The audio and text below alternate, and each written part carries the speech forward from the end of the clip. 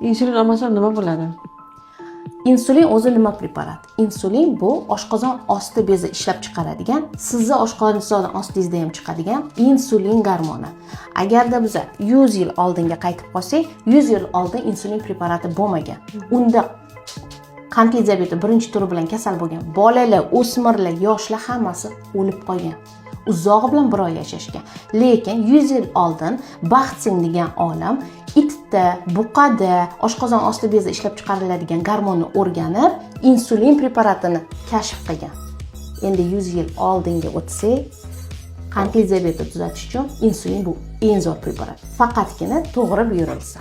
Masalan, sizda qandli diabeti birinchi turida, yosh diabet bo'lib qolgan odamda, diabetda og'ir holatlarda oshqozon osti bezi insulin chiqarmaganda insulin qilinishi kerak va bu sizga eng zo'r davo hisoblanadi.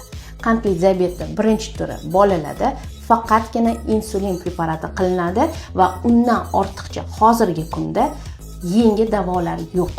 Faqatgina pompalar yordamida, ya'ni moslamalar bor, uni teriga qo'yib qo'yiladi. O'sha moslama yordamida 3 kun davomida bolangizga insulin qilib turishi mumkin.